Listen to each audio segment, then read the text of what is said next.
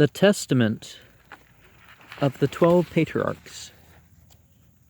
The Testament of Issachar, the fifth son of Jacob and Leah. And by Jacob, of course, I mean Yaqub. Chapter 1. Issachar, the fifth son of Jacob and Leah, the sinless child of hire for mandrakes. He appeals for simplicity. Now I'm going to have to not mention some uses of mandrakes because, you can find some stuff out there. 44 verses. The copy of the words of Issachar, for he called his sons and said to them, Hearken, my children, to Issachar your father, and give ear to the words of him who is beloved of the Lord. And by Lord, I presume they mean Yahweh, so an increasing existence, establishing established. God is noun and verb. I was born the fifth son to Jacob by way of hire for the mandrakes. When a man has multiple wives, they have their fair turn. Or maybe they don't have a fair turn, they just have turns, nonetheless. And women will make deals when they, per se, don't feel like they need their turn. For Reuben, my brother, brought in mandrakes from the field, and Rachel met him, and took them, and Reuben wept. They make deals between them, I'll sell you an extra turn, that sort of stuff. And Reuben wept, and at his voice Leah, my mother, came forth. Now these mandrakes were sweet-smelling apples, which were produced in the land of Haran, below a ravine of water. And Rachel said, I will not give them to thee, but they shall be to me instead of children. For the Lord hath despised me, for I have not borne children to Jacob.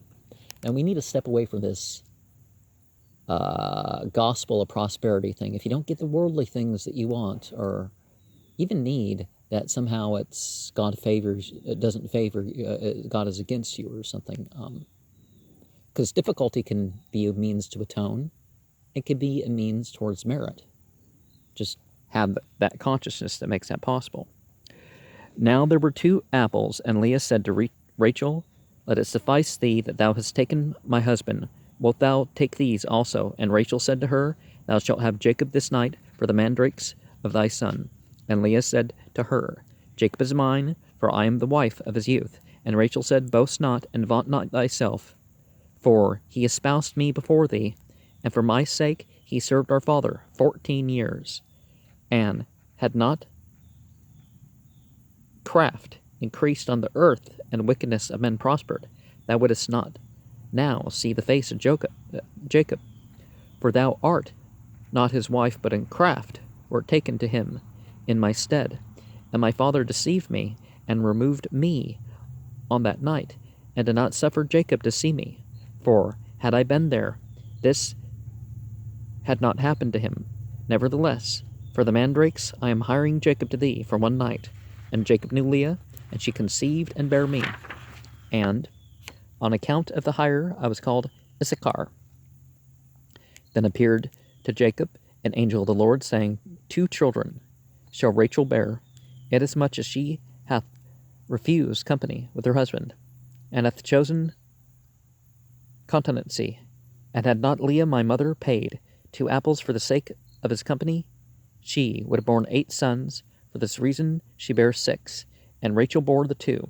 For on account of the mandrakes the Lord visited her.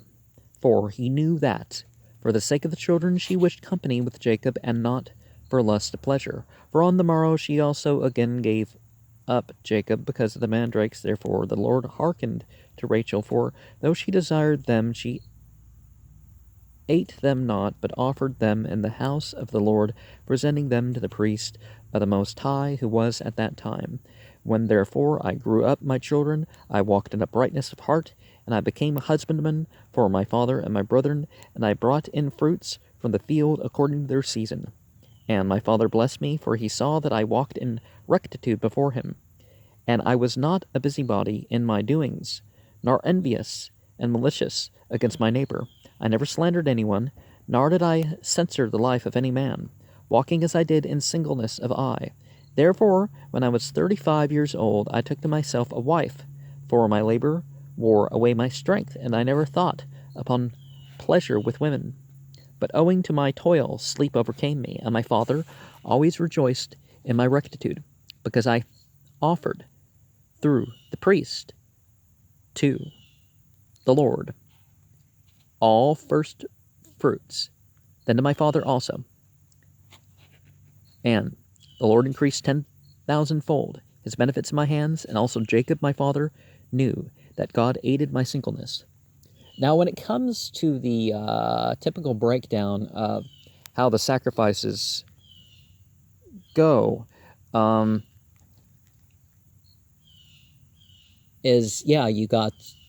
got your family and friends, and they take a third, and a third goes towards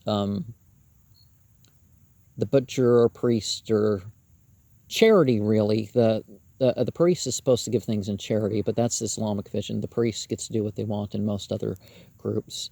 But, the third part for yourself.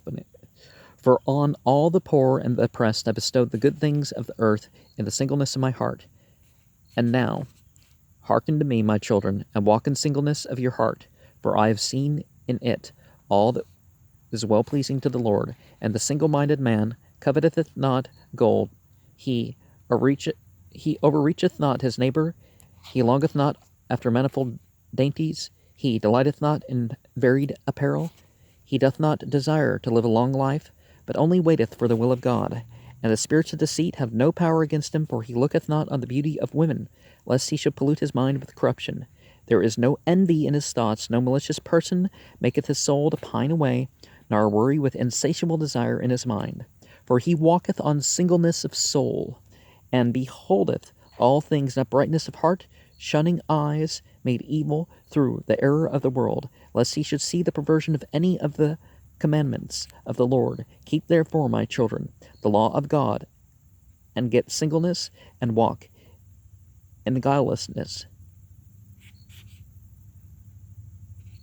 not playing the busybody with the business of your neighbor, but love the Lord and your neighbor, and have compassion on the poor and weak.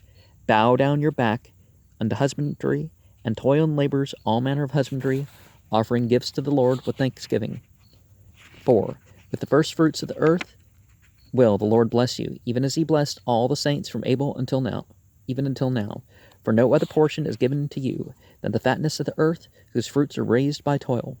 For our father Jacob blessed me with fruits of the earth and of the first fruits, and and Levi and Judah were glorified by the Lord, even among the sons of Jacob. For the Lord gave them an inheritance, and to Levi he gave the priesthood, and to Judah the kingdom. And do ye therefore obey them, and walk in the singleness of your father, for unto God hath it been given to destroy the troops that are come upon Israel. Now, is it the same God, Gad, or, is it the same spelling of the false god named God that's mentioned in Isaiah? I don't remember. Hath it been given to destroy the troops that are coming upon Israel. Chapter 2, 18 verses.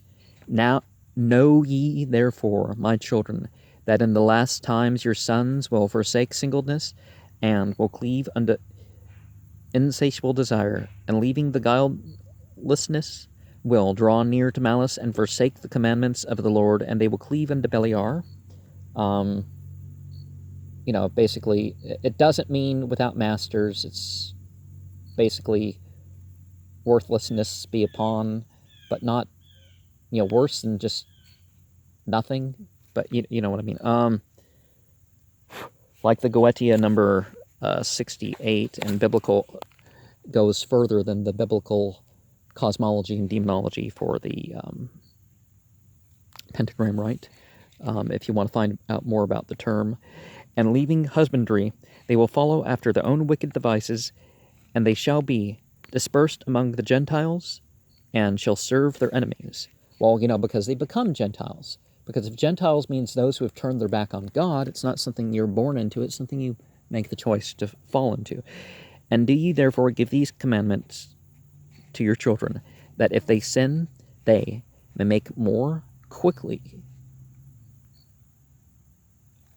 the return to the Lord, for he is merciful, and will deliver them even to bring them back into their land. Behold, therefore, as ye see, I am 126 years old, and am not conscious of committing any sin.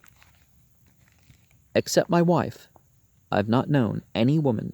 I never committed fornication by the uplifting of my eyes. I drank not wine to be led astray thereby. I coveted not any desirable thing that was my neighbor's. Guile arose not in my heart. A lie passed not through my lips. If any man were in distress, I joined my sides with his, and I shared my bread with the poor. I wrought godliness in all my days. I kept truth. I loved the Lord likewise also every man with all my heart. So do you also these things, my children, and every spirit of Beliar. And they mean just more than just the whole legions thing. It's kind of like the whole spirit of the Antichrist thing when they talk when they get to the books of John in what they call the New Testament. But yeah, more than one individual has the spirit of the Antichrist. Doesn't mean that the Antichrist has spirit legions that are possessing people as such. Although that's an option for Belial, right? And every spirit of Belial shall flee from you, and no deed of wicked men shall rule over you, and every wild beast shall ye subdue, since you have with you the God of heaven and earth, and walk with men in singleness of heart. And having said these things, he commanded his sons that they should carry him up to Hebron and bury him there in the cave with his fathers. And he stretched out his feet and died at a good old age, with every limb sound, and with strength unabated, he slept the eternal sleep.